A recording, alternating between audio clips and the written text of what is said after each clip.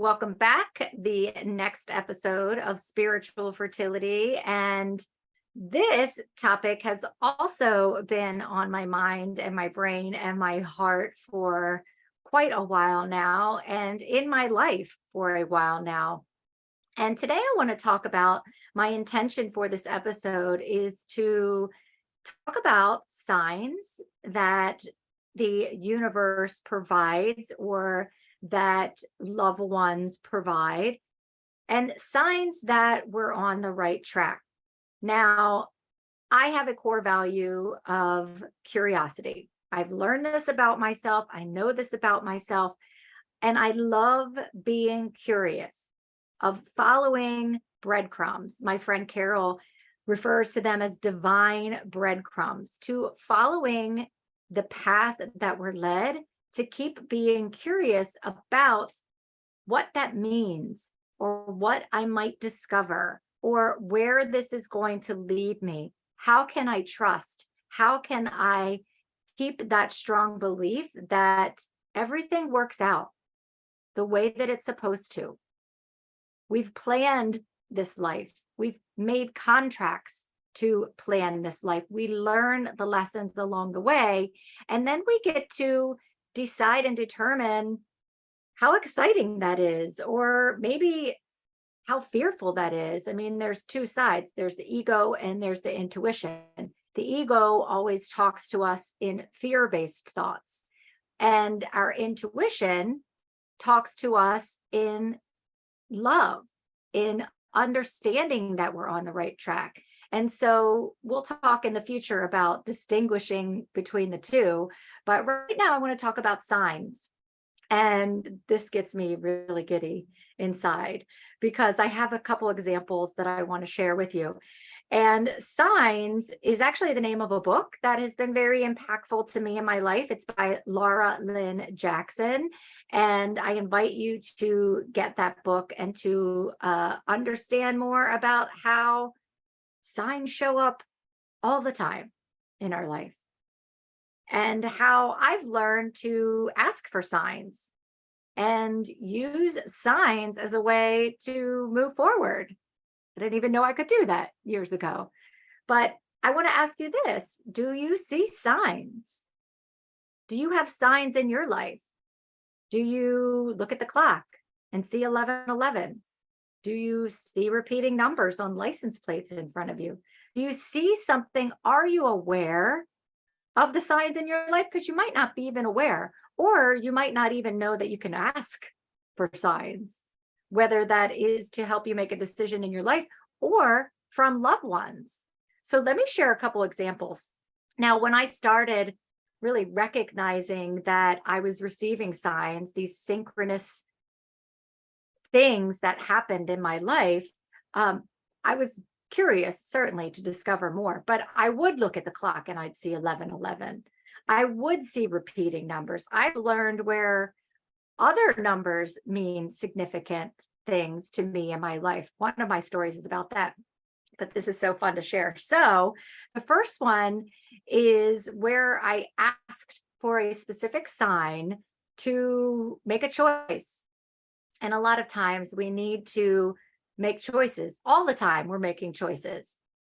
And not making a choice is a choice. So, but it can be hard to make choices. It can be challenging. It can take courage. It can take fear.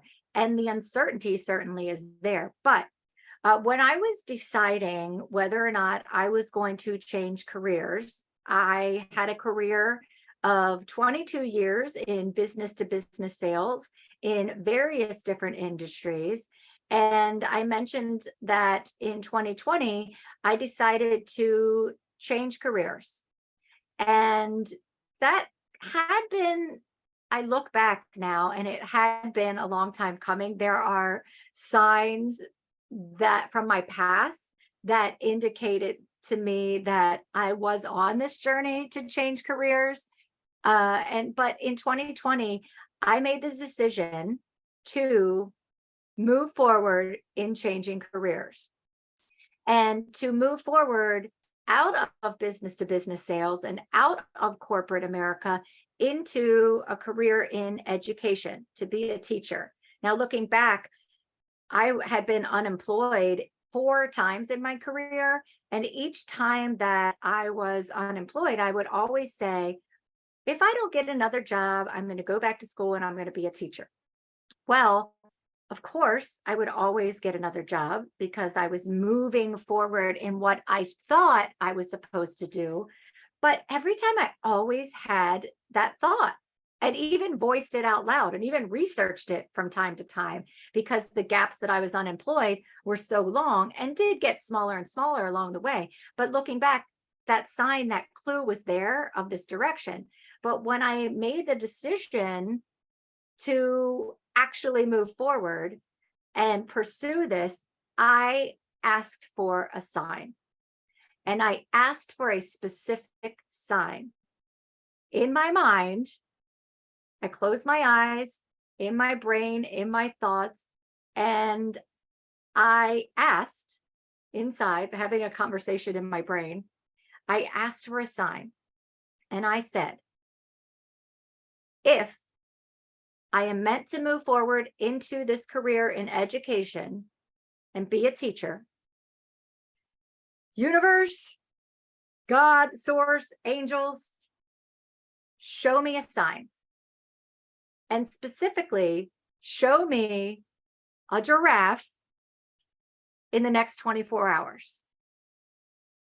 Now, I'm having this conversation go on, and I was thinking, like, okay, immediately after you start asking for a sign, and I invite you to play with this. Can be fun. But immediately after it's done, you start thinking, well, was that the right sign? Should I have had that sign? Where is that sign going to show up? But it doesn't matter where it shows up. You have to trust that this is the choice that you made, to have this sign show up and to trust in the universe to give you that sign. Now, if you don't see the sign, that's a sign too. But it was really exciting. And you start looking for the signs. Now, signs can show up in any way, but literally towards the end of that 24 hours, I was scrolling through Google Photos, old photos on my phone, and I saw it was actually a picture of my daughter when she was a baby, and she was in this like little bouncy chair. And not only was there like the bouncy chair was a jungle and there was a giraffe on the bouncy chair, but in her hand was a little like Sophie the giraffe toy. And I was like, oh, like I kind of stopped there because I'm like, oh my goodness, that's it. I know. It gave me like this awareness and this trust and the confidence to understand that everything was going to be okay. So I asked for my sign and I received my sign. There's been other times I've asked for signs and haven't received them, and that's okay. It's okay to play with. And maybe you aren't even open to this, but what if there's a little bit of curiosity that you are, or that this could work? Or you then realize, wait a second, I do see those numbers on the clock, or I do want to be curious about trying this. There was another time that I asked for a sign, a specific sign, and it was shortly actually after reading the book Signs. But I was in a teaching job.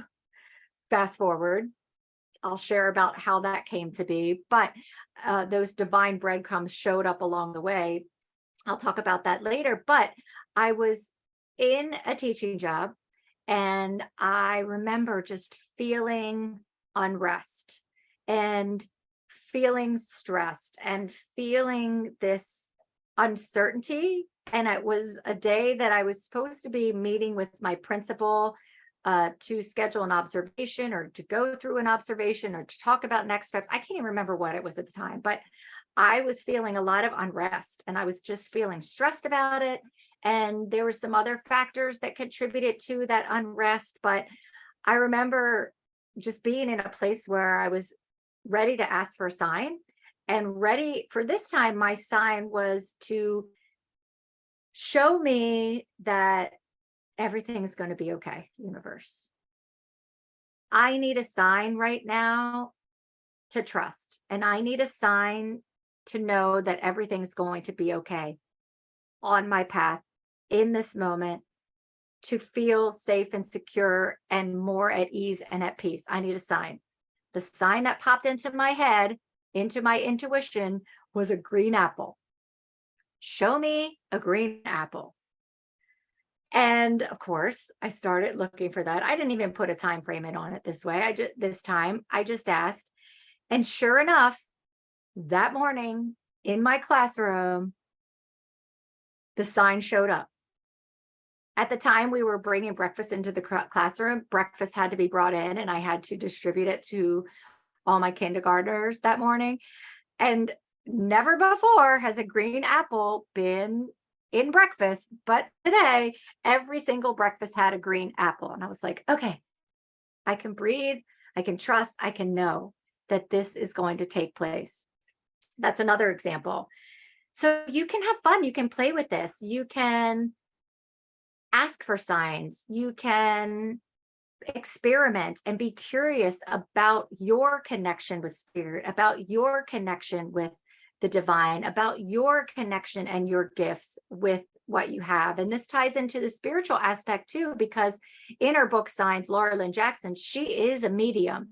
And so she communicates with people who have spirits who have crossed over onto the other side. And there's many stories of people who have lost loved ones who then communicate with them through signs that their loved ones sense. It is just this most beautiful book. And a lot of times I will give that as a gift to someone who has had a loved one that has passed, for them to continue that relationship and to have that move forward. And a lot of times it helps people move through grief, but there can be this wall where you don't think it's going to happen and that you can't do that somebody's not communicating with you. And that's okay too, because you can continue to be curious and move forward and know that the right time will come. Now, I've experimented in my journey with communicating with loved ones or asking for signs or sensing my energy and tuning into my energy. This has evolved over time as I've learned and I've grown. But quite recently, I asked for a sign from a loved one. And to go take a step back, I realized and was conscious and aware that I kept seeing the number 717. I would look at the clock and I would see 717. I would see 717 on a license plate. And for a while, I didn't know what that was. I just started to realize and recognize that I was seeing that number.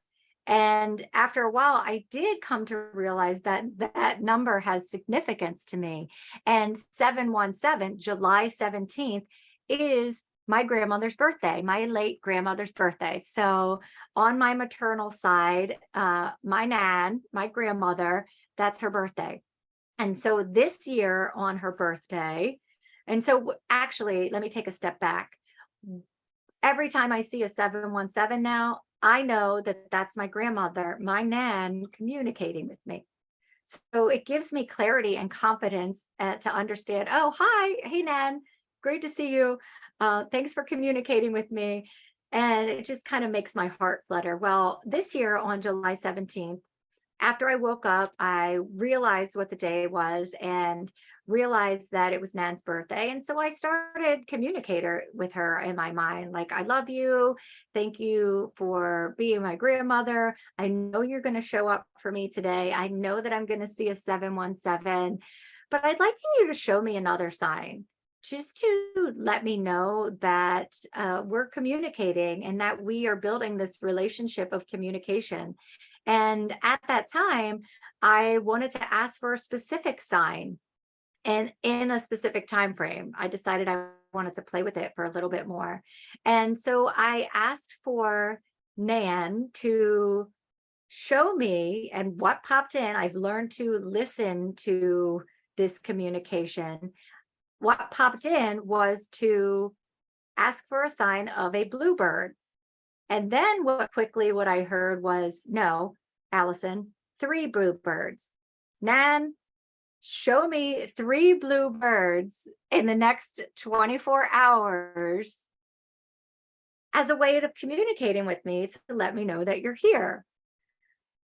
And of course, I started questioning it because that's what like our rational ego mind does. However, It was so fun. I mean, this just thinking about it and retelling the story just gives me goosebumps all over. I can feel it in my body, and she's probably here now. Oh, and so I remember being on the phone later in that day with my very good friend, and I was actually having a conversation about communicating and spiritual gifts and channeling and different things, and questioning myself and whether that was possible. And we were having this conversation, and my friend said, a bluebird, just a blue jay just flew by me. A blue jay just flew by me, followed by a cardinal. And I just stopped and was like, oh, what did you just say?